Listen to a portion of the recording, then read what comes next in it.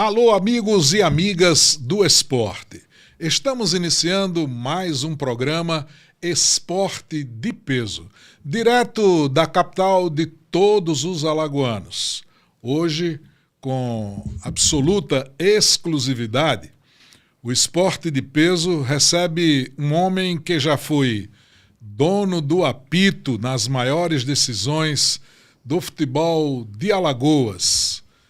17 anos como árbitro profissional, 4 vezes eleito o melhor árbitro de Alagoas. Esteve na final da Copa do Nordeste. Participou de todas as séries no futebol nacional. Mas ele não parou no gramado.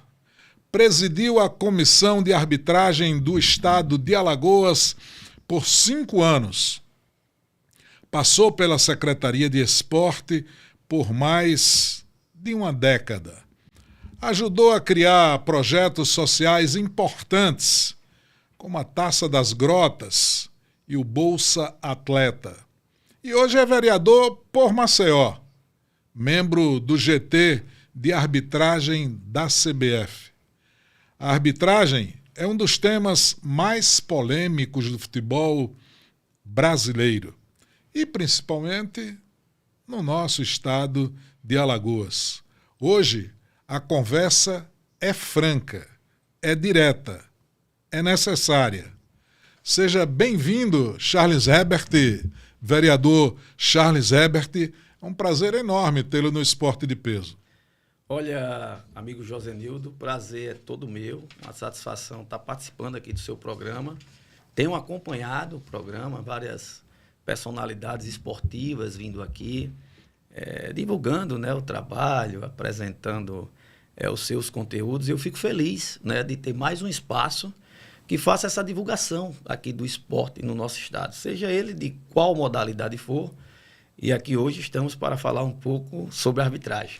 O Esporte de Peso, na verdade, Charles, nasceu com esse intuito, da vez e voz.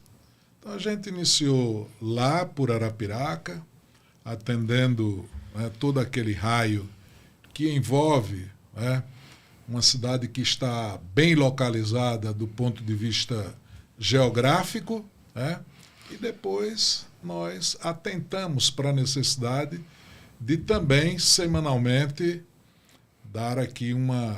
fazer com que o Esporte de Peso pegue a estrada e venha literalmente para a capital, para Maceió, porque às vezes os deslocamentos daqui para lá são mais difíceis. E aí a gente vindo, a gente permite. Já recebemos aqui Marlon Araújo, recebemos Felipe Feijó, e você é o nosso convidado de hoje.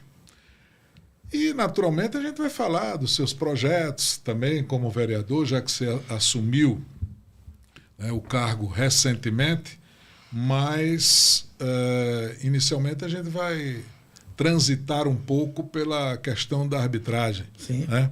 Quando é que você decidiu na vida ser árbitro de futebol, Charles?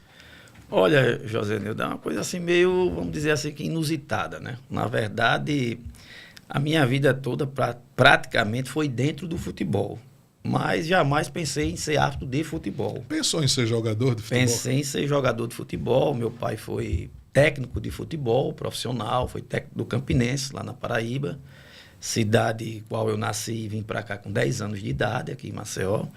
Já estamos aqui desde a década de 90. Mas a ideia sempre foi ser jogador de futebol, ou até mesmo técnico de futebol, ou até mesmo algum profissional ligado ao futebol, mas nunca tinha sequer pensado na função de árbitro de futebol. E aí, na vinda da gente para morar aqui em Alagoas, meu pai se desconectou completamente do futebol, né? Tinha sido treinador de futebol, superintendente de estádio lá do Amigão, supervisor da equipe do Campinense, diretor de futebol, enfim, todas as outras funções. Mas quando voltou aqui para Alagoas, porque ele morava aqui em Alagoas, ele casou com minha mãe que morava aqui em Alagoas, ele é do Rio Grande do Norte, ele decidiu completamente se afastar do futebol e seguir a carreira dele no comércio comércio, trabalhando muito tempo no comércio de venda de colchões e produtos e similares. E nesse afastamento dele, a gente, como garoto, sentiu, né? Porque a gente vivia dentro do campo de futebol, todos os dias. Aquela atmosfera. E aí ficou um vácuo ali. E quem gosta disso, Charles, acaba fazendo falta de fato, não faz? Faz, e a gente que está começando, né? Adolescente ali, criança tal, que tem aquele costume de estar sempre no campo de futebol, sempre no ônibus de uma equipe, sempre no estádio, né? E aí, aquela vacância fez com que eu passasse alguns anos procurando como realmente, novamente, me introduzir no futebol. Aí fui fazer alguns testes como jogador, ainda fiz testes no CRB, joguei no Maceuense, joguei no Sagrada Família, mas as minhas habilidades não eram propícias para ser jogador de futebol. Era aquela coisa que dizia, você é muito esforçado, mas... E aquela história, você forçou em qual posição? Em qual posição? Tem uma vez que eu cheguei nisso, um professor aí antigo disse, você joga em qual posição? Aí eu, na ânsia de jogar, eu disse, eu jogo em qualquer um. Ele disse, então fique fora, porque quem joga em qualquer um não joga em nada. Então eu me lembro que o professor disse isso para mim uma vez, o Marco Melo, o falecido Marco Melo, saudoso, do Sagrada Família. Mas na brincadeira tal, ainda consegui jogar ali alguns torneios, joguei o Campeonato do SESI, joguei o Papai Noel pelo Sagrada Família, joguei um Papai Noel pelo CRB, com um antigo Batatinha que morava ali na Rua Formosa, né? Mas não consegui. A verdade é que não saía do canto e aí fiquei um pouco frustrado, disse, vou parar essa parte de jogador e aí vou manter meus estudos, vou para o colégio, e no colégio eu comecei a me envolver com outros esportes, porque os esportes sempre foram fortes aqui nos colégios, naquela época. Tinha o GEAL, tinha o Playteam Open, tinha os Jogos do Litoral, enfim, tinha vários jogos escolares. Cheguei a jogar o GEAL. O GEAL, fui campeão forte. Alagoano pela escola Quintela Cavalcante, jogando handebol. Excelente, eram grandes equipes de handebol. Aqui sempre teve uma tradição muito grande, o handebol alagoano aqui, né? O CDR ali sempre como templo do handebol, né? E aí, Josenildo, nessa vacância eu fui fazer, quando eu terminei o colégio, eu passei no vestibular de educação física, que era esporte, era o que eu gostava, meu pai ainda muito chateado. Estava no meio, né? Que queria que eu fosse para algum curso de medicina, de direito. Eu digo, não, pai, a minha vida eu gosto de esporte, eu vou militar pelo esporte.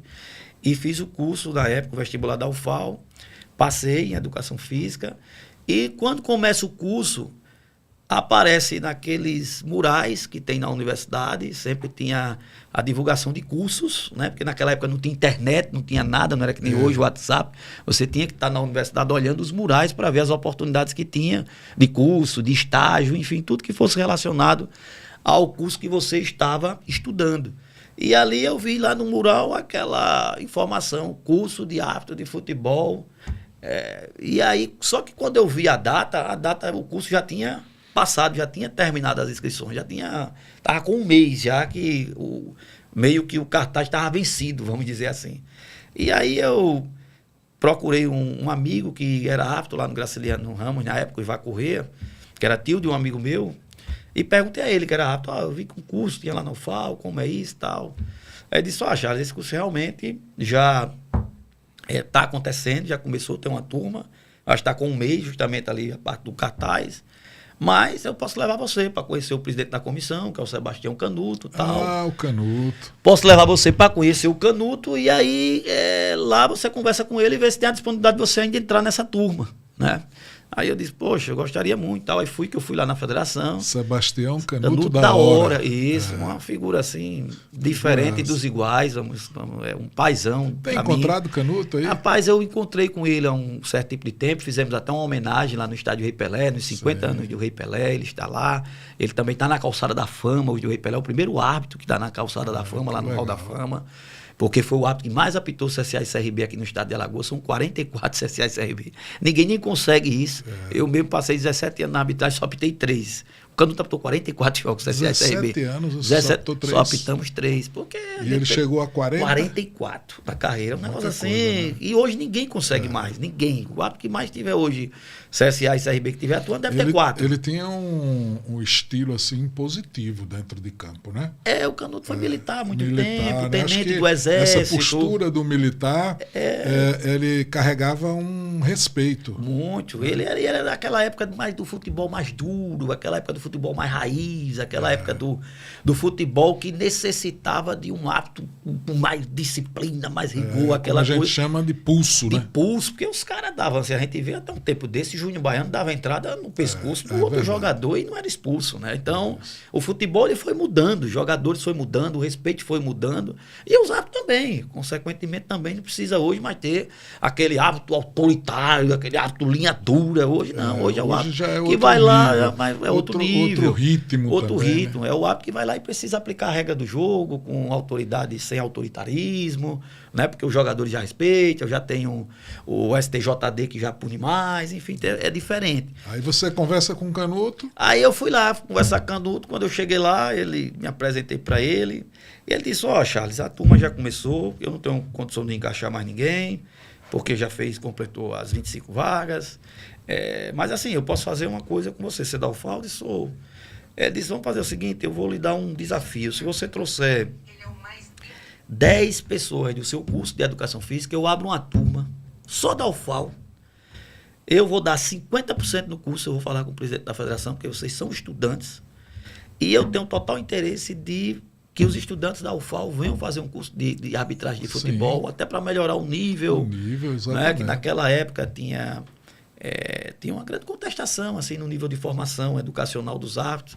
Nada que seja ninguém diferente do que ninguém, mas é que a arbitragem já estava passando naquele momento para exigir o curso superior dos árbitros que entravam no quadro nacional. Sim. Então foi um momento de transição, que hoje você tem que ter o curso superior para entrar no quadro nacional de arbitragem.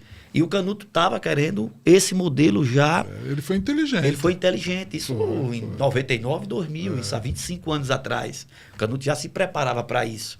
Enquanto outras federações vieram se preparar recentemente. Tanto é que tiveram dificuldades com árbitros que não tinham nível superior, que os caras estavam no quadro, tiveram que apresentar o curso ou matrícula no nível superior para continuar no quadro. Isso foi uma exigência da CBF. E aí ele me lançou esse desafio, foi um desafio um pouco difícil, eu tinha que arrumar 10 pessoas para fazer, e quem era que gostava de arbitragem de futebol? Uma coisa meio... Não é todo mundo que gosta, né? E aí levei para a turma, tal, aquele convencimento todo, aí consegui 8. Aí eu disse, rapaz, agora deu, vou chegar lá com ele, vou dizer 8, ele não vai querer botar... Mas já era um número próximo. Um número próximo, né?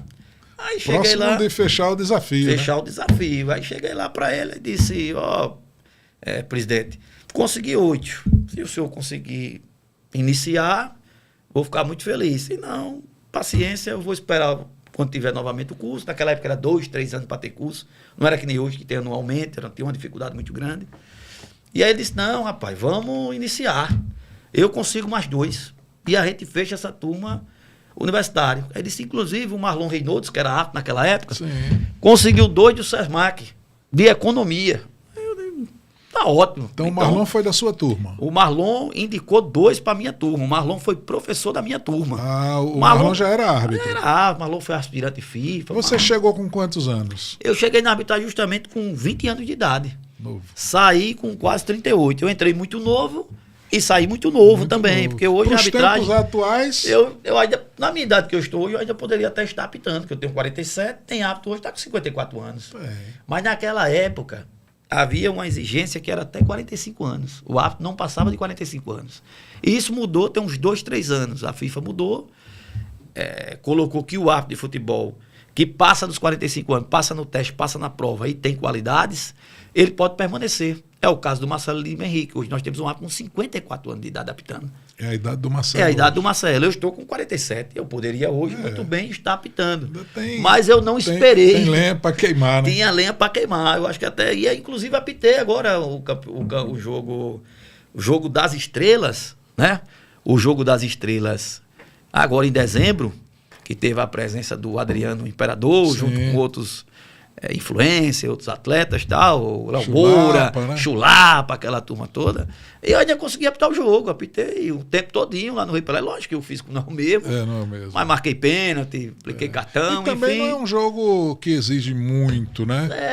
É só você saber hoje cadenciar ali, o físico, né? Cadenciar, né? Mas ainda teve um pênalti difícil que para marcação ali tinha que ter o VAR. Mas eu, muito pela experiência, né, acumulada, tem lances que, pelo tato, você já sabe o que é que o jogador fez. Eu sabia que tinha havido um tranco nas costas do cara. Né? Ali era um lance para ver o VAR, se houve impulso, se não houve. Essas questões que hoje a gente vê muito na arbitragem. Ter se convicção, teve a carga, né? se teve não sei o quê, tal, se teve o impacto, né? Essa questão toda da arbitragem. Hoje a arbitragem é muita terminologia, né? E a coisa assim, prática mesmo, que a gente chama arbitragem raiz, ela fica um pouco... Poxa, o cara empurrou, é pênalti, caiu, o pênalti acabou. Não, hoje os caras estão procurando, José, do impacto, se o cara ia na direção do gol, se o cara tinha condição de fazer o arremate, o chute, são muitas teorias, né? Verdade. Hoje a arbitragem ela mudou muito. Já não dá para arriscar tanto, né? Já não dá para arriscar tanto. Você tem que esperar, ver, rever, tudo VAR, mais né? para poder decidir, né? E tem um VAR. E aí, pronto, a gente começou o curso. Nesse curso, o que foi que ele fez? Ele deu uma acelerada no curso que terminou a gente juntando os 10 com os 25. Juntou a turma lá na frente.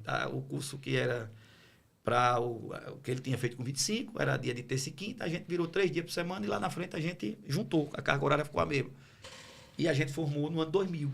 E aí foi uma coisa muito bacana, né? Porque eu não tinha experiência nenhuma, vivência nenhuma de arbitragem. Nunca tinha entrado num campo. E dos que se formaram, alguém profissionalmente tocou a vida como você tocou, como árbitro? Teve alguns José, eu vou te dizer uma coisa. Ficaram dos 30 ali, 25. A minha turma, eu fui praticamente o último a sair. Todos começaram a ter outras coisas, né, para fazer. Vai surgindo uma coisa ou outra e foram saindo, né? Eu fui praticamente o último a sair ali em 2017, né? Mas, assim, muitos que tiveram na minha turma também chegaram ao quadro da CBF, participaram de jogos importantes, né? Mas a maioria mesmo, ela hoje não tem mais ninguém da minha turma. E você fez carreira mesmo, né? Fiz carreira. Aí eu sou daquela pessoa que quando eu tenho um propósito de vida, quando abraça a causa... eu abracei. Aí disse, agora eu vou me superar e é isso que eu procurei, eu vou tentar fazer o melhor. Tanto é que no primeiro ano que a gente entra no curso, isso é uma coisa que muito poucas pessoas sabem. No primeiro ano que a gente entrou no curso, o Canuto me chamou, eu sou baixinho, eu tenho 1,70 m. Isso. Eu sou baixinho. A arbitragem, naquela época, ela tinha uma ideia de que para o cara ser árbitro tinha que ser alto. Tinha que ser grande. Forte e brabo, né? Porque já vinha ainda daquele circuito antigo, né? Vamos dizer assim, de perfil do árbitro. No perfil do Canuto mesmo, né? Grande, impositivo. Quase 1,90 m, forte, faixa preta de judô, tenente do exército, BBB e bababá. Quando a gente batia na sala dele, ele fazia, quem é?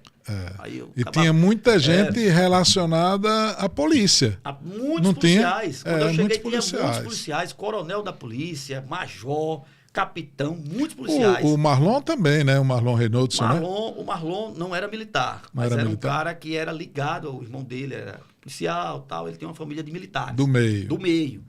E aí, a gente entra nesse meio. Para entrar nesse meio, que já tem um estereótipo pronto do árbitro, que ele tem que ser alto, forte, militar, brabo, não sei o quê, papapá, essa história toda, né? O Charlie, maguinho, pequenininho, 1,70 m, 65 quilos, era muito difícil eu me superar no meio dessa turma. E eu digo, rapaz, alguma coisa eu tenho que fazer para me superar aqui no meio, porque senão eu não faço parte desse contexto, né? E ali, quando foi no primeiro ano, aí o Canuto me chamou e disse, você, porque ele falava assim, eu digo, pois não, presidente, você vai ser um excelente assistente, que era o árbitro Bandeira. Eu era baixinho, pequenininho, vai pra Bandeira, irmão. A Bandeira dá pra você carregar, né? Nada contra os árbitros assistentes, que hoje são profissionais, hoje é uma qualificação tremenda do árbitro assistente, né? Era no passado, tinha um certo... cobrança, mas a cobrança maior é no árbitro, todo mundo sabe disso. O árbitro é o que decide. É o grande responsável, né? O grande responsável. Aí ele olhou para mim, Jordão, e disse, você vai ser um excelente assistente. Aí na mesma hora eu olhei para ele e disse, vou não, presidente, eu vou ser um excelente árbitro. Aí ele olhou para minha cara assim... Com esse tamanho? Com esse tamanho, mas disse, pai, você vai ser o que a comissão definir. Eu disse, tudo bem, mas o senhor me deu a oportunidade como árbitro, espere ver. Se eu não der, tudo bem, posso até ser assistente, mas eu quero primeiro a oportunidade como árbitro. Tá bom. Desse dia para cá, bandeira, bandeira, bandeira, bandeira, bandeira, bandeira, porque ele meio que se sentiu ofendido, desafiado, né? É. E aí eu virei o eterno bandeira. Fui o ano todinho na bandeira. Ou quarto árbitro. Mas não tinha oportunidade de apitar. E todos os outros colegas da turma, que era mais alto, mais forte, militar e tal, começaram A ter oportunidade. a ter oportunidade. E eu me preparando aqui na minha. Quando eu tiver a minha oportunidade, eu não vou largar a minha oportunidade. E aí eu cheguei num jogo, Série C do Brasileiro, lá no campo do Nelson, Corinthians e CSA. A gente naquela época tinha muitas preliminares, hoje não tem mais. Era retado que é preliminares. Sim, oportunidade para todo mundo. Oportunidade para todo mundo. O árbitro, para os atletas, para todo mundo que se envolve, né, num jogo de futebol. Todo mundo. Eu vejo isso com muita tristeza. Eu sou do tempo... gramados hoje. Muito mais para a preservação de gramados. Eu sou do tempo que eu vivi preliminar, vivi aqui no Estádio Rei Pelé, torneio início da competição, né? Que era uma integração, uma maravilha. Era muito bom, cara. Pintei torneio início. Muito bom. E aí você vai pro Nelson. Aí eu vou pro Nelson como quarto árbitro da preliminar. Quando eu chego lá de quarto árbitro da preliminar, aí que eu chego lá, o delegado, que era representante na época, hoje é delegado, antigamente era representante da federação, me chama e diz, o árbitro não vai poder vir, não. Aconteceu um problema na família dele, tal. Quem vai apitar é você hoje.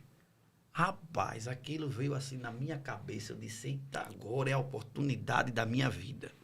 O campo estava cheio. Lhe deixou nervoso ou você encarou com personalidade? Nervoso, mas com vontade. Por quê?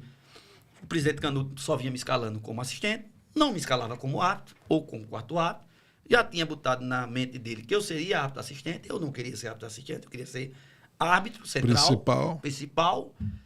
Aquilo não foi uma escala que ele fez para mim apitar, aquilo foi uma oportunidade que caiu para dizer assim, você vá lá, apite e mostre que você tem condições.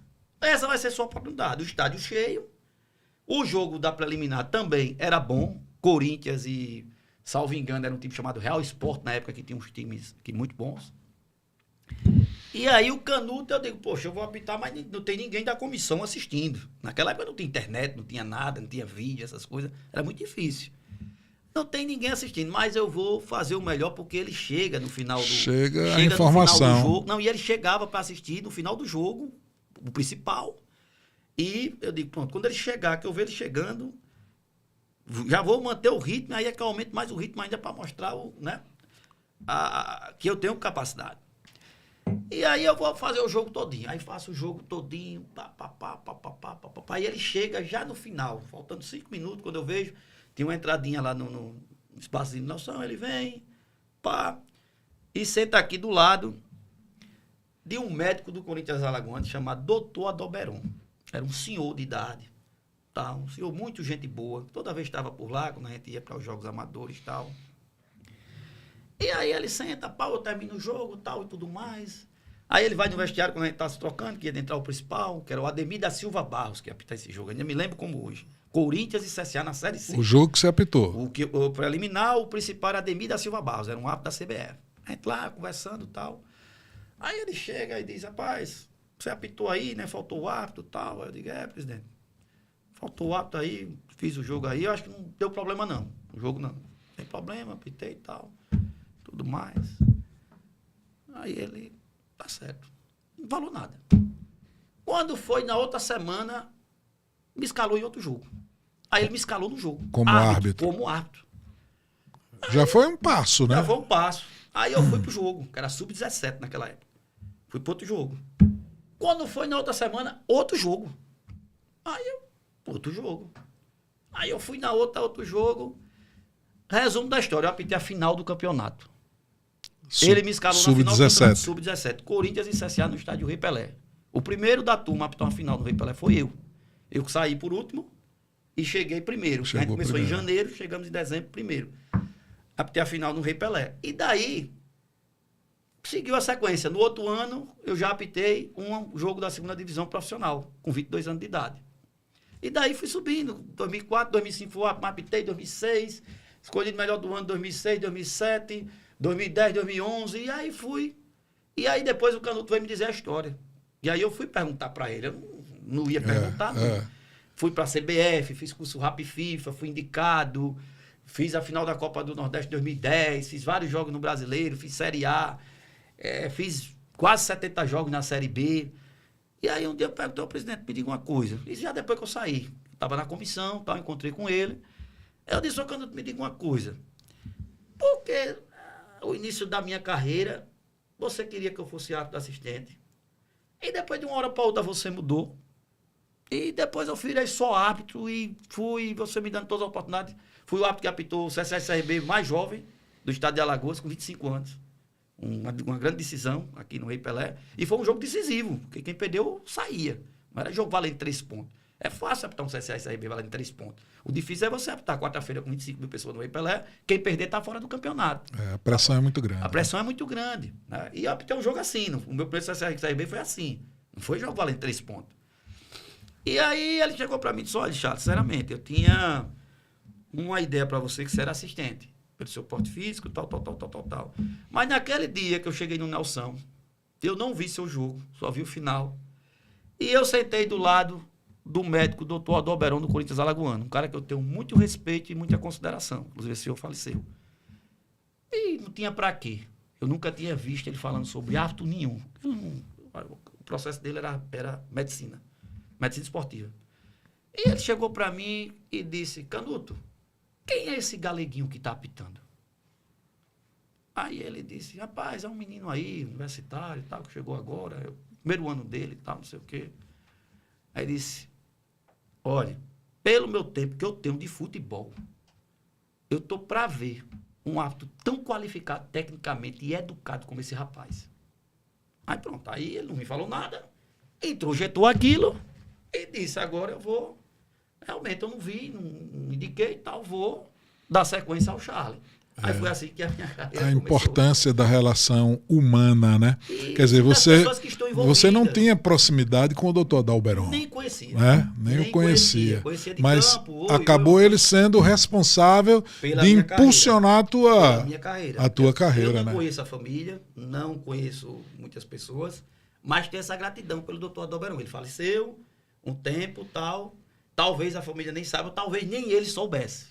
É verdade. Que eu fiquei um tempo, depois ele faleceu também, né, ali durante o início da carreira, nossa ali e tal. Mas é aquela coisa, né, de pessoas certas na hora certa na vida das pessoas. E o doutor Adalberton foi isso, eu tenho essa gratidão. Graças ao doutor Adalberton. Graças ao doutor Adalberton que ele abriu a mente do Canuto. E depois do Canuto aí, o Canuto também fez um papel comigo assim. Justo, né? Justo. Foi justo. Só tenho a agradecer a ele, porque ele guiou minha carreira de uma forma não somente profissional. O Canuto, para mim, ele foi o melhor presidente de comissão de arbitragem que eu tive. E olha que eu tive 9 presidentes de comissões de arbitragem da CBF. Eu passei 11 anos na CBF, a CBF muda muito de presidente de comissão. Aqui em Alagoas, a gente não muda tanto. Teve o Canuto, passou 10 anos. Teve o Hércules, passou 10 anos. E eu passei 5. E agora o Jorge está indo para 5. Aqui ainda tem ainda faz um trabalho porque é formação. E tem que ser. Na federação você tem que dar tempo ao presidente de comissão, porque é ele que forma o árbitro. A CBF não forma árbitro. A CBF não forma. A CBF já recebe o árbitro é formado aqui, né? Aqui. Então, para você ter um árbitro formado aqui, ter um trabalho, você tem que ter um certo tempo de duração. E está correto. Porque você forma o árbitro, prepara o árbitro, lança o árbitro. Isso não é do dia para a noite. Árbitro de futebol não muda nada diferente de outras profissões. Não adianta achar que vai formar um árbitro aqui no ano e no outro ano ele vai apitar um CSSRB. Não consegue. Ele não consegue. Ele não entende o tamanho da proporcionalidade do que é o tamanho de um jogo de futebol dessa natureza. Então, você tem que preparar bem, para não acontecer regressão na carreira do árbitro. Você falou, Charles, sobre profissões, né? Sim. Das mais diferentes, seja ela qual for. O que é que o povo em geral, não entende sobre a preparação de um árbitro profissional? Na verdade, é o seguinte, José Nildo, é um grande problema que existe hoje na preparação do árbitro profissional, porque o árbitro ele foi profissionalizado em 2013, certo? Por uma lei da então presidente Dilma Rousseff. Só que aquela profissionalização, o árbitro de futebol, ele torna-se profissional, o decreto, e a lei está em vigor tal dia. Só que nessa lei todinha, se você ler ela de frente para trás e de trás para frente, não tem nada dizendo que o árbitro tem vínculo com ninguém, tem apoio de ninguém e que o árbitro ele tem que viver só, que nem um autodidata. Ou seja, então as pessoas não acreditam, muitas das vezes, no profissional que ele próprio se apresenta. Não, você foi preparado por quem? Não, por mim mesmo. Não, eu preparo e tal. Você muitas das vezes cobra de um jogador de futebol porque ele tem um centro de treinamento, porque ele tem um nutricionista, porque ele tem um psicólogo, porque ele tem uma alimentação, né? Você está vendo o cara lá treinando, se preparando, existe um treinamento para aquilo, para ele sair dali e se apresentar no jogo. Hoje em dia, o cantor, a mesma coisa. coisa. O cara vai ensaiar terça, quarta, tal, para no final de semana o cara fazer o show, o cara tem um estúdio. Isso os maiores cantores que ganham milhões. Todo mundo tem o seu ambiente preparatório para a execução da profissão ou da atividade. E isso faz com que o engenheiro, da mesma forma, você passa tanto tempo na faculdade, aí vai você estagiar, faz pós-graduação, vai vai estagiar, o médico vai fazer residência, tal. Qual o processo que o árbitro passa sobre isso? O cara vai apitar agora a final da Supercopa, Corinthians e Flamengo, um jogo daquele lá em Brasília, 80 mil pessoas, uma renda de mais de 30 milhões de reais, todos os interesses do mundo, e o cara que está lá decidindo o jogo é o árbitro de futebol, e até então, esse ano, onde é que esse cara se prepara para vir apitar esse jogo? Não, em casa, ou ele corre ali na praça, ou ele paga a academia do bolso dele, ou ele tem que sair do trabalho para ir treinar. Faz tudo de forma independente. Tudo de forma não independente. Tem um amparo estrutural que prepare o profissional. Ele vai para lá para ganhar a taxa dele. Eu vou lhe pagar 10 mil por jogo. Eu não sei nem se a Supercopa acho que é maior, parece que era 20 mil. O jogo da Série A 7.500. Vou lhe pagar 7.500 e você se vire. Você se prepara e chega aqui bem para apitar o jogo. Então aí faz com que a sociedade, de uma forma geral, não acredite muito nesse processo. Porque eu vou estar investindo não sei quantos milhões, que no Flamengo tem 2 bilhões de investimento por ano, de orçamento. Corinthians deve ter 1 bilhão. Um jogo de 80 mil pessoas, um jogo de 30 milhões de renda, um jogo de não sei quantos milhões de patrocínio. E eu vou botar um cara para apitar, que está saindo agora do trabalho, sexta-feira, está pegando um avião, para vir apitar no domingo. Essa é a realidade da arbitragem brasileira. É verdade. Então aí você quer profissionalizar há um desamparo, não há? Existia até então. E essa foi a grande luta. A CBF agora entendeu, coisa que na Europa, ou seja, hoje, José, para você ter uma ideia, o Campeonato Brasileiro é a 6ª maior liga do mundo. Em todos os índices. Seja qualidade técnica, seja qualidade financeira, seja qualidade de equipes, seja qualidade de estádios, seja qualidade de profissionais envolvidos. Hoje é a 6ª. Só perde para Premier League, Bundesliga, La Liga da Espanha, o Campeonato Francês e o Campeonato Italiano. Depois é o brasileiro. Não tem outro. Todos esses aqui já profissionalizaram a arbitragem faz anos. A Pigmol inglesa, que é uma empresa que administra a arbitragem inglesa, 24 anos que os árbitros são profissionalizados. Já tem estudos. Árbitro profissionalizado corre acima de tantos quilômetros por partida, dá tantos piques por partida. Árbitro não profissionalizado dá quase a metade de todos os níveis de quem é profissionalizado. Então a gente não pode querer a evolução do futebol brasileiro, que evolua todo mundo. Clubes evoluíram. Mas é um conjunto, né? Estádios evoluíram. A proposta é que todos cresçam juntos. Mas não Você não pode crescer. Não estava sendo assim. Você hoje já tem o futebol, as equipes melhores, as equipes com CTs. Os estádios, nós já temos arenas no Brasil. Nós já temos uma melhor comunicação. Nós já temos melhor formação de profissionais que atuam dentro do futebol, seja analista de desempenho, supervisor, diretor de futebol, técnico, com cursos de CBF Academy, enfim, tanta gama de investimentos dentro da área do futebol. O futebol hoje é o PIB do esporte. O futebol leva quase tudo. Ultrapassou o da cultura, mais de 2% no Brasil, dentro da economia.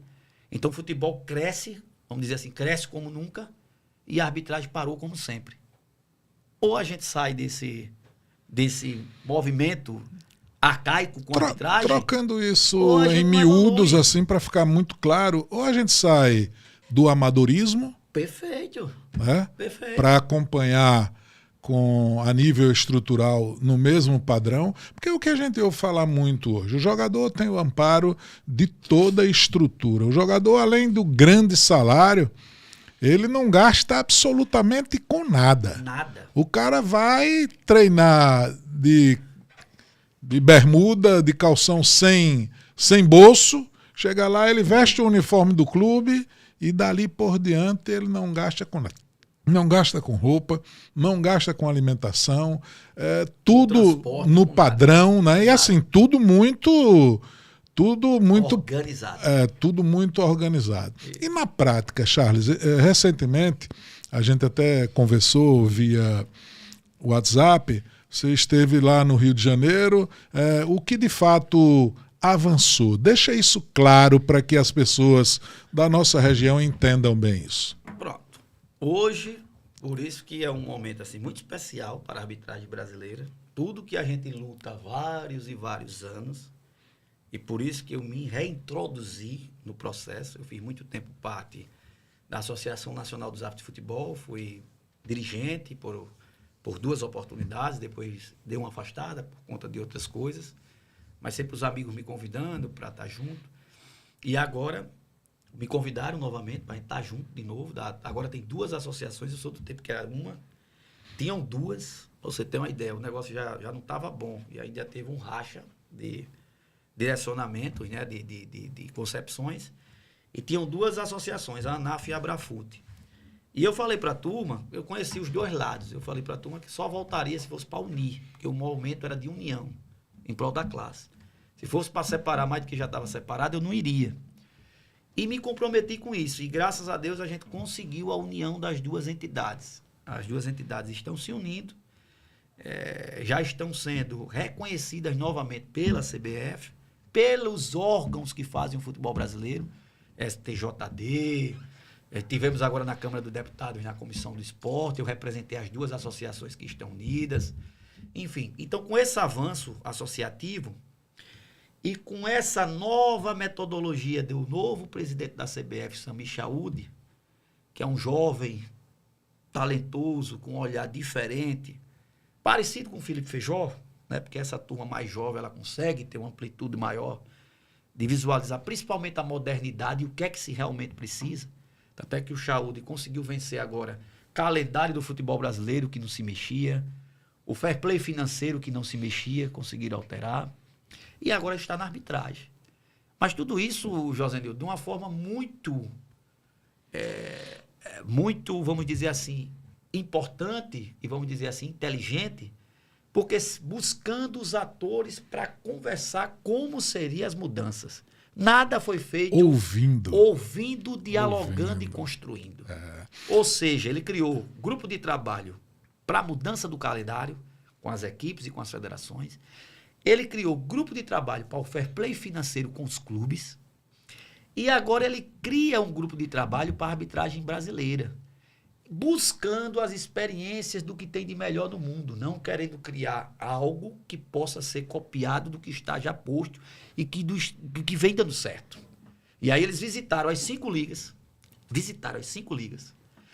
trouxeram a experiência de todas as ligas, trouxeram pessoas das ligas para trabalhar junto dentro do GT para essa nova formatação e para, pela primeira vez, implantar um projeto de profissionalização, de valorização da categoria de futebol, que até então não existia. O árbitro, eu sempre disse, na linguagem popular, vivia de bico. Árbitro no Brasil era bico. Eu sou professor de educação física, trabalhava ali na secretaria e ia apitar.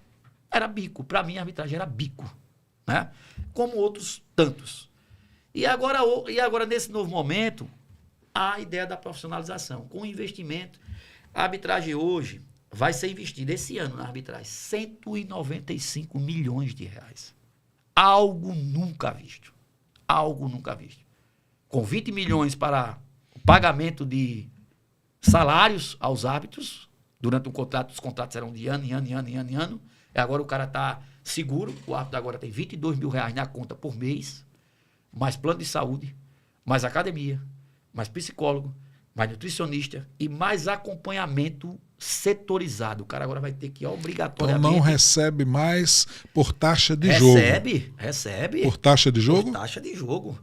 O investimento o árbitro vai ter os seus R$22 mil por mês, o árbitro vai ter a sua taxa de jogo que recebia normalmente. Além dos 22? Além dos 22. E o Foi árbitro, um avanço grande, não grande. foi? A arbitragem hoje tem o que comemorar, né? muito. Esses árbitros que estão atuando na Série A, esse primeiro grupo que está sendo profissionalizado, 72 árbitros, tem muito o que comemorar. Isso é algo que todos nós lutamos a vida inteira na arbitragem. E ainda com academia, cartão de academia de R$500, nutricionista, enfim, tudo. O árbitro hoje não vai poder mais chegar em campo e dizer que não tem uma segurança para desenvolver os seus treinamentos e o seu bom trabalho dentro de campo de jogo. Lógico que eu não estou querendo dizer aqui, aí espero que as pessoas que estejam assistindo, eita, Charles, agora vai melhorar tudo. A partir de amanhã os árbitros já não erram mais em campo. Não é sobre isso. Não é sobre isso. Isso vai muito da capacidade individual. Vai melhorar muito. Mas vai gerar, vai dar... E, assim, falando na prática, essa questão você acha que traz mais autonomia ao árbitro? Com certeza. O árbitro agora pode viver para ser árbitro de futebol. Salário de 22 mil. O cara pode agora só ver academia, treinando no setor. Quando você fala salário de 22 mil, é na prateleira de cima, né? De cima, mas o assistente recebe quase 14, o VAR recebe quase 10 mil. Todos eles estão recebendo, todos eles estão com salário. As cobranças também aumentam, né? Lógico que vão aumentar. E com certeza ele vai desempenhar mais em campo. Ele não vai querer mais deixar de ser profissional. Quem está em casa acompanhando, qualquer erro, o cara vai dizer, filha da mãe desse ganhando 22 mil para... E não é nada, né? Para o futebol. Porque a gente não pode, lógico que se a gente for fazer comparativo com o salário do médio do brasileiro, aí lógico, a gente não pode fazer esse comparativo.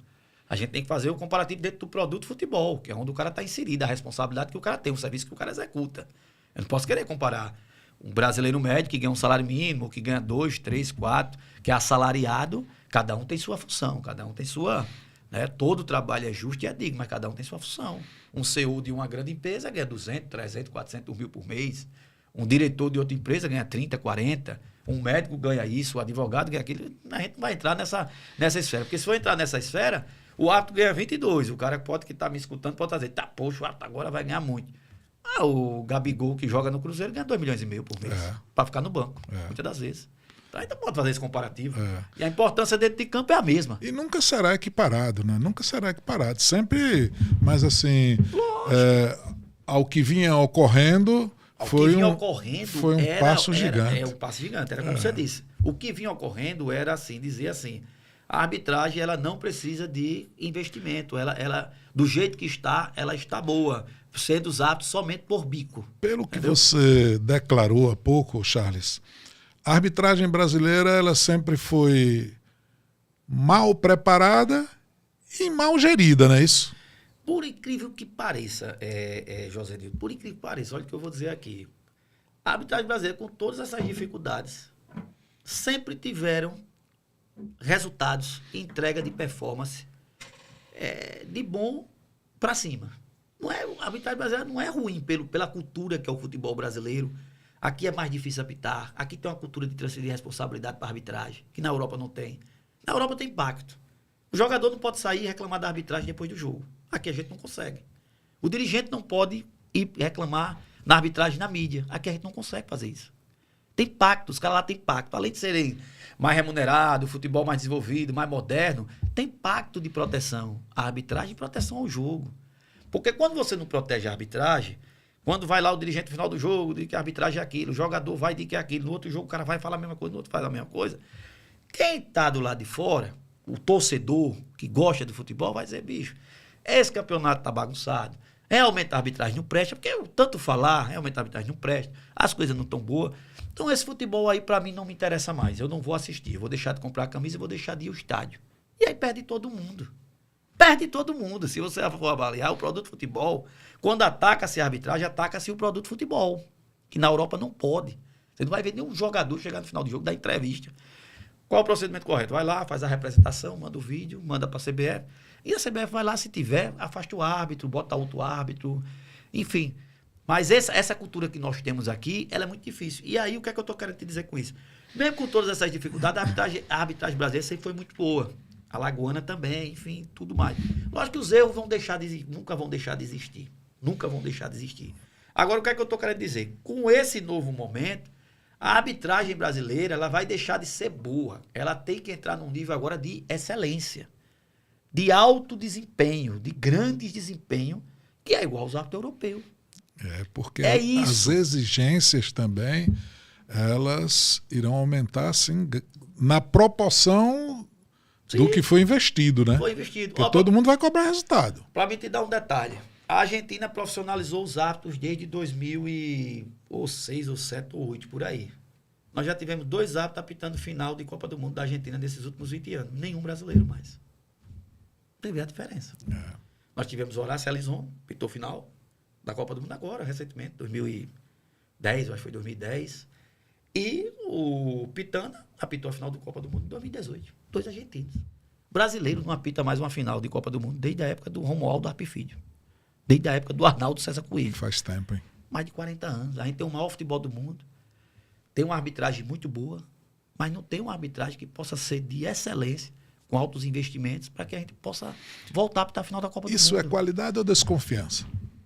É tudo, é um processo. Porque quando a FIFA olha, a FIFA vai olhar lá para a América do Sul e vai dizer, ó, quem é que investe na arbitragem? A Argentina investe. E olha que a Argentina não tem a economia do Brasil. Não tem a economia do Brasil.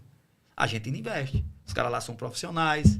Os caras vão para o curso da Conmebol, tem melhores desempenho, tipo físico, alguma coisa desse tipo. E não vou nem falar tanto físico, mas vou falar mais nessa questão do investimento da arbitragem. Quem é mais investe na arbitragem na América do Sul? Até então, quem é os árbitros profissionais? Argentina. Pronto. Para a FIFA, o cara já olha e diz, se a gente tiver a oportunidade de botar um árbitro da América do Sul, vamos botar da Argentina, porque os caras lá, eles investem nos árbitros.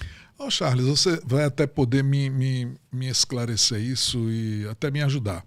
Eu não tenho muita certeza, mas eu acho que é no Campeonato Paraibano que agora o árbitro ele tem dado entrevistas... No Cearense.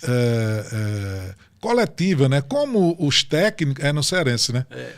Como os técnicos, eles, ao final das partidas, eles vão lá e prestar contas. O que é que você acha disso?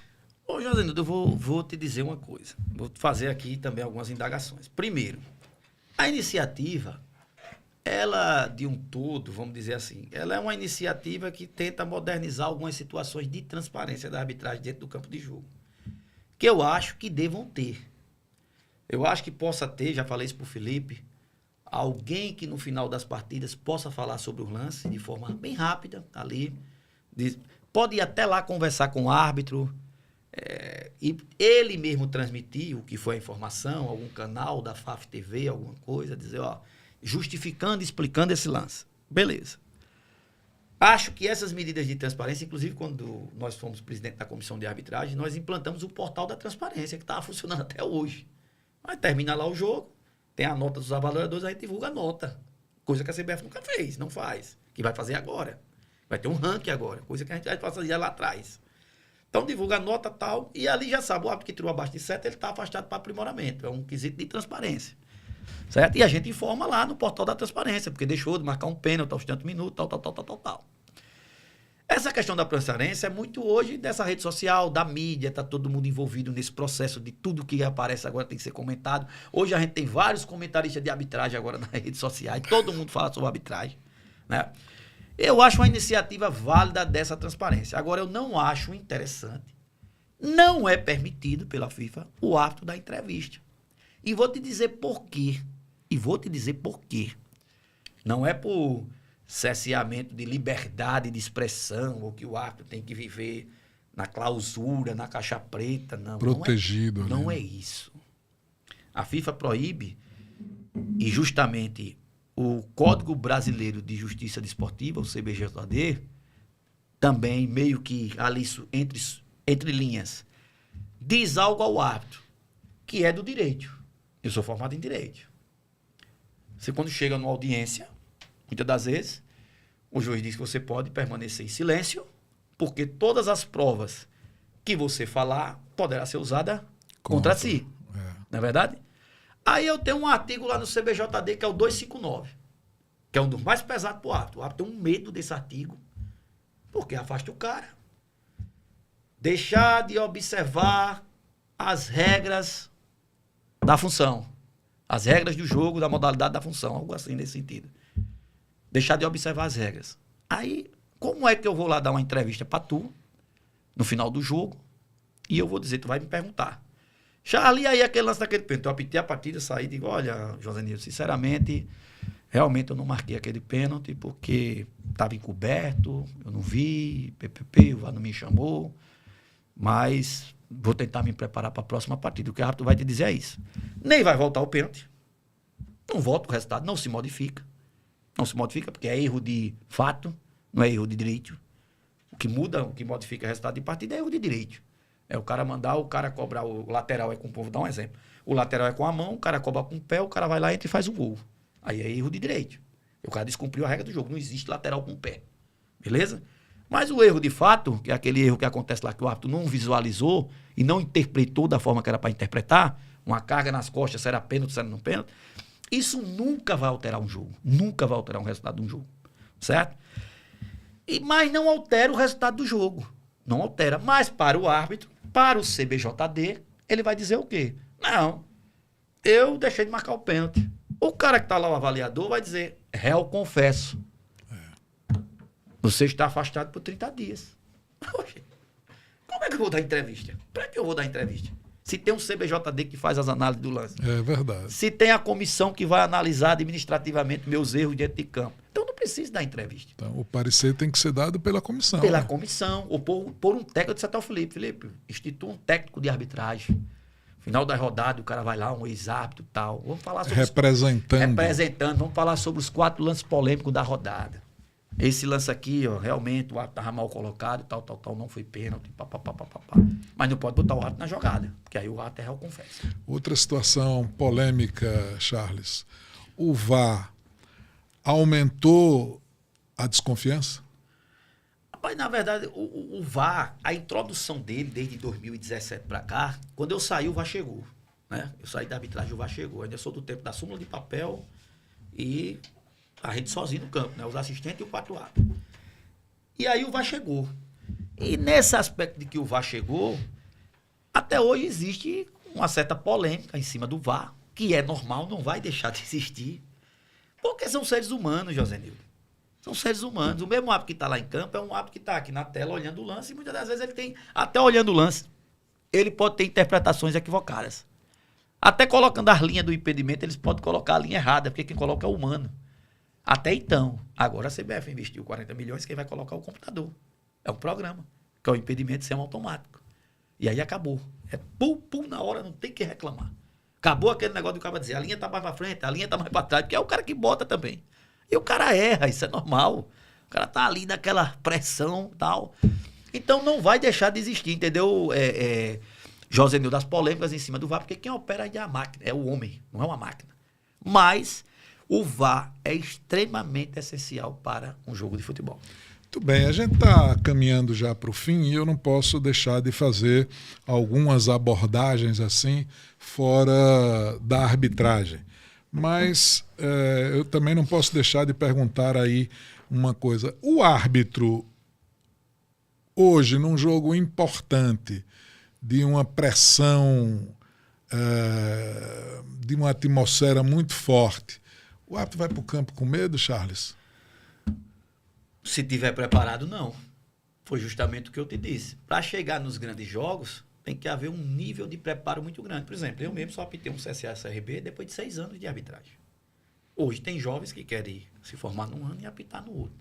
Não vai ter maturação, não vai ter preparação para estar ali naquele momento, entendeu? Então, quanto mais o preparo, por isso que a gente luta muito, que agora no GT de arbitragem a gente luta muito. O próximo passo agora do GT é discutir a formação e a preparação.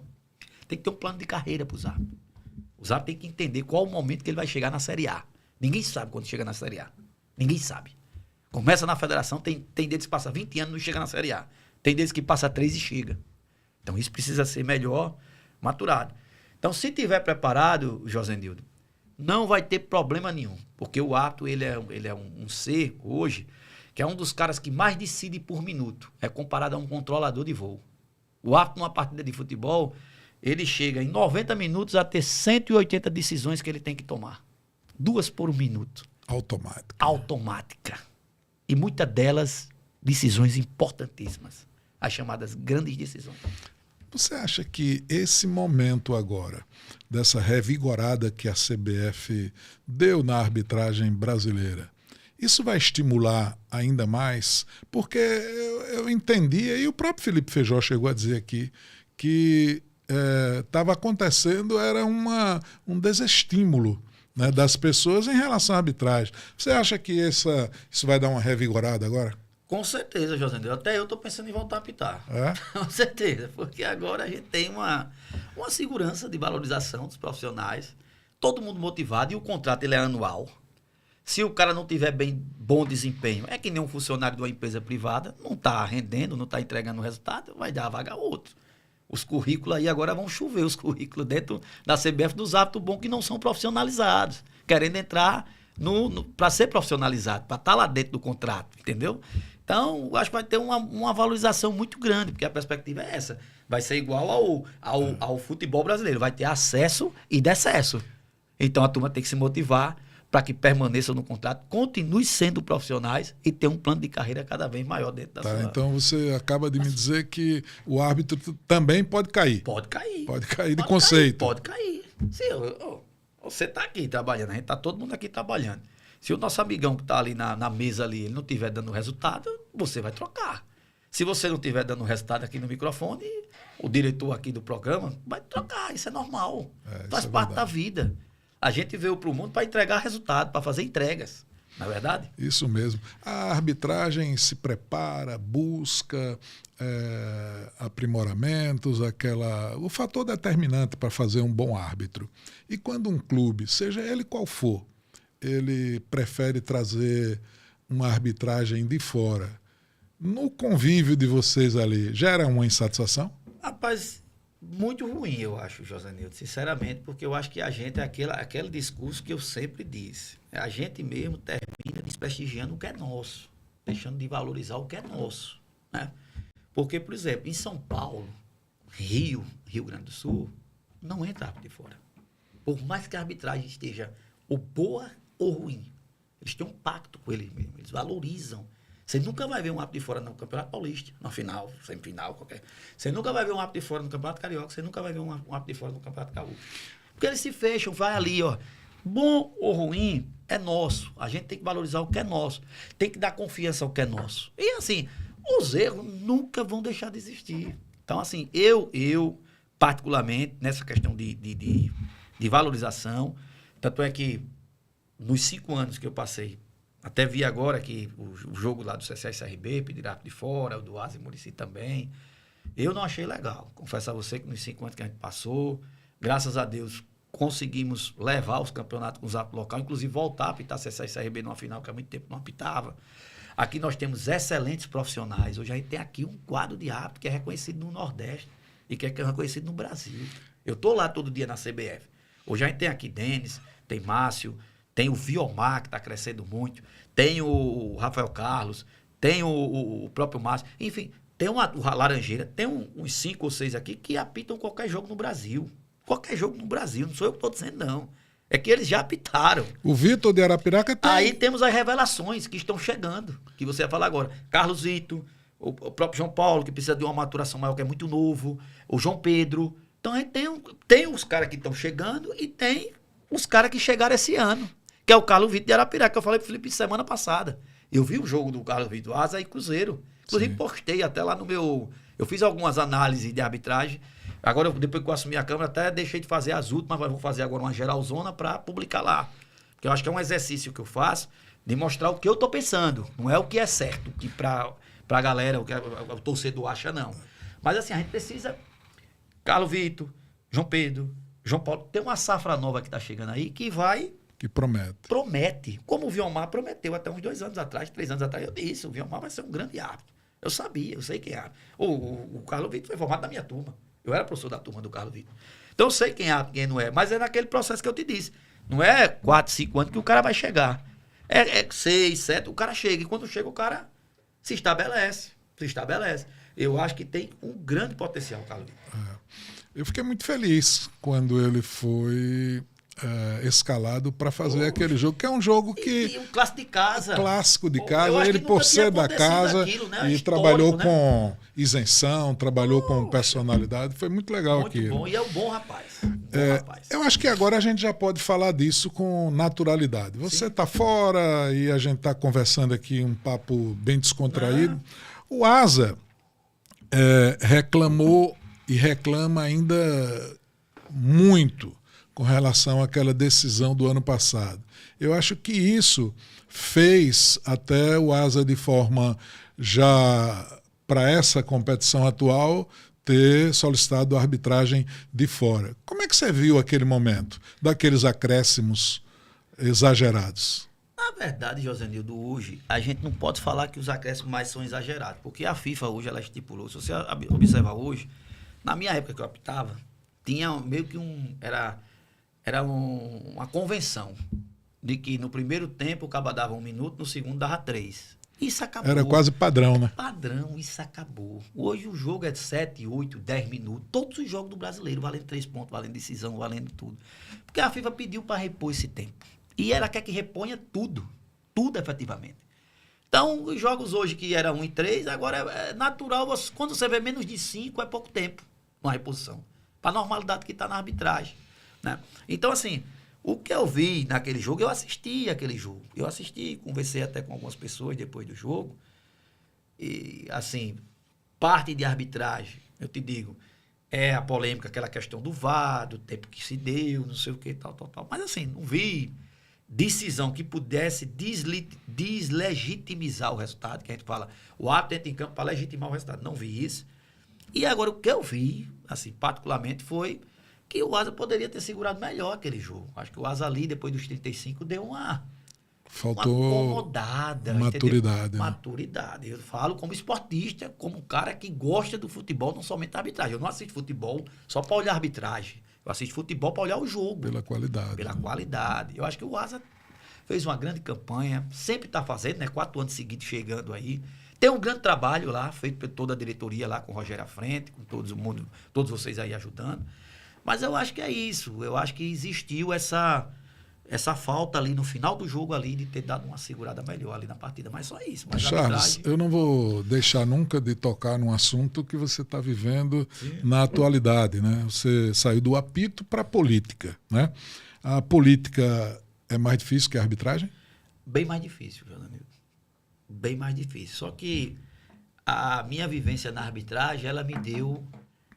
vamos dizer assim, ela me deu características que me fortalecem para a política. Então você está me dizendo que a tua experiência de arbitragem ajuda na vida pública? Muito, muito. A arbitragem ela conseguiu formatar em mim, né, características importantes para a política. Né? Vou dizer, a arbitragem você tem que ter um poder de liderança muito grande dentro de um campo de jogo. Você administra ali 22 jogadores. Eu já apitei com um estádio de 70, 80 mil pessoas, pressão. Já apitei no campo da Curuçu com 25 mil pessoas, o povo caindo pela parede. Já apitei final de Copa do Nordeste, no Frasqueirão, a turma pulando pelos alambrados. Então, isso aquilo tudo... ali, Remy Pará, é uma loucura. Né? Uma loucura. Apitei no Mangueirão, também um grande jogo lá, com as 40 mil pessoas. Apitei no Arruda, com 60 mil pessoas. Então, assim, tudo isso ela traz para você umas características de fortaleza, né, que você enfrenta no dia a dia da política. Porque a política ela não é fácil. A política ela é um jogo de interesses, né? Cada um jogando para o que acha interessante para você. Né? E aí a gente vai, de acordo com a arbitragem, do que a gente adquiriu dentro da arbitragem, porque a arbitragem eram 22 jogadores, cada um querendo o seu lado, cada um querendo ganhar o jogo. E a gente estava ali para fazer a arbitragem, a gente está ali somente para legitimar o resultado. A gente não está ali para dizer o time que vai ganhar, nem o time que vai perder. Na política é diferente. Na política a gente tem que ter lado. A gente tem que saber entender quais são os interesses que a gente vai lutar para que eles aconteçam. A diferença apenas é essa. Agora, a pressão, ela é particularmente a mesma, maior do que o futebol. Você teve uma passagem marcante também como secretário de esporte do estado de Alagoas. Em rápidas pinceladas assim, me fala dos teus principais feitos à frente da secretaria. Olha, Josenildo, foi uma passagem, como você disse, marcante, que foi na época da pandemia, principalmente. Nós trabalhamos ali quase 1 ano com as portas fechadas, dos 2 anos e 7 meses que eu estive à frente da secretaria no governo Renan Filho, 2 anos e 7 meses com o governador Paulo Dantas. Desses 2 anos e 7 meses no governo Renan Filho, a gente pegou 1 ano com a secretaria fechada literalmente mesmo. Sem ter jogos 6 meses no Rei Pelé, sem ter ação, sem ter uma série de situações. A gente trabalhando muito naquelas questões online. Mas, assim, os feitos assim, mais importantes que eu acho, que a gente deixa de legado, é o decreto Marta Vieira, decreto fiscal, que agora vai revolucionar o esporte alagoano. Tem aí uma perspectiva de entrar 14 milhões de reais agora de empresas privadas para o esporte alagoano esse ano. Vai fazer o grande diferencial. A gente conseguiu construir isso lá em 2022, foi lançado junto com o Confaz, o secretário na época, Jorge Santoro. Foi uma luta muito grande das federações. Então, isso é a maior política pública de esporte alagoano de todos os tempos, é o decreto Marta Vieira de incentivo fiscal. Nós conseguimos consolidar, criar a Taça das Grotas, uma das maiores competições sociais aqui do Brasil. Nós conseguimos também a manutenção do Bolsa Atleta, mesmo no período de pandemia. Foi o único estado que pagou Bolsa Atleta na pandemia, fomos nós. Nós conseguimos criar o maior edital de política pública já existente no estado de Alagoas, que tem seu nome em homenagem ao Johansson Nascimento, nosso grande campeão de atletismo, para-atletismo, ganhou várias medalhas de ouro, o Johansson, que é daqui de Maceió. A gente criou com o nome dele e esse edital ele tem uma particularidade. Foram quase 2 milhões investidos em 2 anos e ele tem uma particularidade, que ele tinha que ser um percentual revertido para o paradesporto. E aí nós conseguimos trazer. Se hoje aqui em Alagoas tem tênis de cadeira de roda, handebol de cadeira de roda, para-esgrima e tantas outras modalidades do paradesporto, vôlei sentado, futebol para cegos, futsal para surdos, tudo isso foi muito por conta do edital Johansson Nascimento. Então, eu tenho muita gratidão por ter vivenciado esse momento e ter, de alguma forma, transformado o esporte para essas pessoas que mais precisavam, não somente o esporte convencional. Então, foi uma vitória. Esse edital, para mim, o Johansson Nascimento, esse decreto Marta Vieira, a Taça das Grotas, a Copa Rainha Marta, a Copa do Interior, o apito do interior, que formou tantos árbitros. Nós conseguimos formar tantos árbitros da base, que um deles é o Carlos. O Carlos veio no programa Apito do Interior, custeado pela Secretaria do Esporte, Lazer e Juventude, e depois o Carlos cai na federação. Não somente o Carlos, como o João Pedro, João Paulo e tantos outros que hoje estão no quadro da CBF. E tudo isso muito de uma política pública voltada para isso, para fazer a captação dos árbitros no interior, para interiorizar, porque até então só tinha árbitros de Maceió aqui, Josanildo, só tinha árbitros de Maceió. Hoje a gente tem árbitros de Campo Alegre, de Arapiraca, de Cururipe, de Murici, tem tantos Palmeira dos Índios, nós hoje temos árbitros em todos os lugares, porque era uma luta nossa, desde quando estava na federação e quando chegamos na secretaria. Você hoje assumiu uma cadeira na Câmara de Vereadores de Maceió. Com essa prestação de contas aí do que você ajudou a construir para o esporte, pensa em voltar um dia para o serviço público na atuação de secretário estadual? Olha, Josenildo, a minha vida ela é muito dinâmica, né? Eu nunca digo nem que sim, nem digo que não. Eu tenho dito assim, Charles. Eu sou um cara muito... Eu tenho dito, eu estou pronto, preparado e à disposição, e né? à disposição de tudo. Eu sou um cara muito de grupo, sou um cara muito coletivo, sou um cara que joga em todas as posições, em todos os locais. Cargos, para mim, não fazem diferença nenhuma, porque a minha formação mesmo, a minha área de atuação, sou professor da Rede Estadual de Ensino concursado há 20 anos. Eu sou formado em Educação Física, sou formado em Direito. Já fui comerciante há muito tempo, trabalhei 14 anos no comércio. Ainda tenho família que trabalha no comércio. Então, eu sou aquele cara que sei mexer com tudo. Não tem dificuldade não de tenho dificuldade se ajustar. De se ajustar. Não tenho dificuldade para nada. E assim, a melhor coisa é que eu esteja sempre à disposição do grupo e das pessoas que eu estou sempre junto. Se pudesse voltar hoje ao início de tudo, faria tudo de novo? Tudo de novo, José Nilton. Tudo de novo. Eu tenho muito orgulho da minha carreira, tenho muito orgulho de tudo que eu construí. Eu sou um cara que mora aqui em Maceió, só moro eu e minha mãe. Eu não sou de família, não tenho tradição, não tenho nada disso. Tudo que eu construí foi através do esporte e da arbitragem. Então, voltaria tudo de novo. Muito bem. O que você diria para um jovem que sonha em ser árbitro? Siga em frente. É uma das atividades assim mais prazerosas que eu pude ter na minha vida, porque através dela eu conheci o Brasil inteiro. Eu apitei em 52 estados, em 52 estádios de futebol, em mais de 17 estados. Fiz amizade em todos os estados do Brasil. Onde hoje eu chego, eu tenho algum lugar para ficar pelas amizades que fiz. Acaba a liga, vem ficar aqui em casa e tal. Você conhece o Brasil, você faz network, você está dentro do futebol, você se prepara fisicamente. Hoje eu posso dizer que a minha condição de saúde, de vida, eu devo muita arbitragem, porque eu passei 17 anos correndo, treinando, me preparando. Tenho uma saúde, graças a Deus, com as taxas tudo boas. Então, siga em frente. É uma atividade muito bonita. Bom, Charles, para a gente encerrar o nosso bate-papo, existe pressão política na arbitragem? Como todo segmento existe pressão. Todos os segmentos existem. Só que a arbitragem ela é mais autônoma. Ela tem que ser mais autônoma. E os dirigentes entendem isso. Entendem isso. Mas a política que eu falo não é pressão política para fazer resultado ou qualquer tipo de coisa, não nesse sentido. Mas existe pressão política de um árbitro que é para ser indicado na CBF, às vezes o outro vai e passa na frente. Aquele cara que não é para estar. A meritocracia, vamos dizer assim. Então, existe muito isso em alguns estados. Aqui em Alagoas, a gente afastou isso. Mas em outros estados existe. Você vê agora o contrato agora, era para ter entrado aí, na minha concepção, teve árbitro que ficou de fora. E você vê árbitro melhor, mas porque o cara é de um estado menor, geopoliticamente mais fraco, o cara não conseguiu entrar no contrato. Então, existe essa pressão política, faz parte. Agora, com os árbitros, para isso interferir com os árbitros, na atuação dentro de campo, não. Os árbitros já são preparados para isso. Eu tenho dito em algumas conversas com amigos e tal, eu digo, rapaz, você imagina o que é um árbitro viver socialmente na coletividade. O cara vai no shopping, o cara vai no cinema, o cara vai não sei aonde.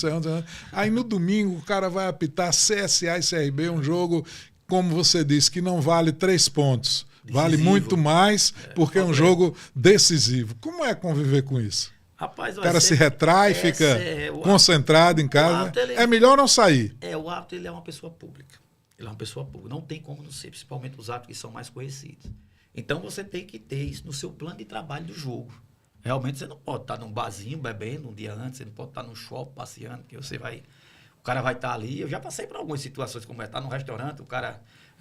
você é da Mancha, você é do CRB, você não sei o que, essas coisas que o torcedor ele, às vezes não compreende, que o cara tem uma vida paralela, social paralela à arbitragem. Então você tem que ter um plano de trabalho. Eu mesmo, quando eu ia apitar esse tipo de jogo, eu ficava em casa, com minha família, me resguardando, até apitar o jogo. Na outra semana, a partida, quando é tudo bem, outro dia você sai, chega o cara rindo, vai no shopping. Vai no shopping, chega saindo. Se a partida não for boa, você ainda passa mais uns 3 dias em casa. Para poder sair. Aconteceu assim, numa saída dessa, o cara baixinho, filho disso, filho daquilo. Eu apitei um CSA e CRB, que foi aquele CSA e CRB histórico do spray, eu não sei se você lembra. Sim. Que o CSA se retirou de campo, teve o spray da polícia e tal. O primeiro tempo foi num sábado, o segundo tempo foi no outro. Eu passei particularmente uma semana em casa, porque a zoada foi grande naquela época, né? E jogador? Qual foi o jogador que mais te deu trabalho dentro de campo? Rapaz, tinha uns jogadores que eram cabulosos antigamente, assim, pesado. Tinha um, rapaz. Eu acho que a galera vai lembrar dele. É muito antigo, esse pessoal do futebol mais antigo, chamava-se Altair do Capelense. E era Arapiraquense. Rapaz, aquele cara, você não podia tirar a vista dele, que ele dava um murro, dava um problema, virava uma confusão e tal. E quando eu ia apitar jogo do Altair no começo da carreira, eu ficava muito preocupado. Aí era um cara que... Eu sempre falei assim, lá em Arapiraca, eu digo, jogo do Altair... Ele sempre capela, né? Ele, o Aldo, volante. O Aldo, volante. Os pulmão de aço. Eu sempre digo para a turma lá, o jogo do Altair, ele dá uma cotovelada, ele dá uma cotovelada, ele vai expulso, né? E dá uma bicicleta, tudo ele inventa. E outro era o Ivanzinho do Curuípe, eu não sei se tu lembra. O neguinho do Imburi? Isso, ali era... Não era que ele me dava trabalho, é que ele se jogava muito. Simulava muito. Simulava muito. A vida dele era estar pulando na área. E aí, ele é gente boa. Gente boa. Aí eu conversava com o Ivanzinho, pelo amor de Deus, Ivanzinho, joga em pé. Joga em pé, irmão.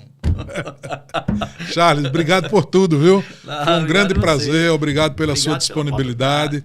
Eu acho que o papo foi, de fato, muito legal. O Esporte de Peso lhe agradece. Estamos sempre à disposição e vamos marcar um outro momento para a gente fazer um outro bate-papo mais para frente aí, tá bom? Vamos sim, fica à disposição. Obrigado por tudo. Obrigado a você e a todos os espectadores.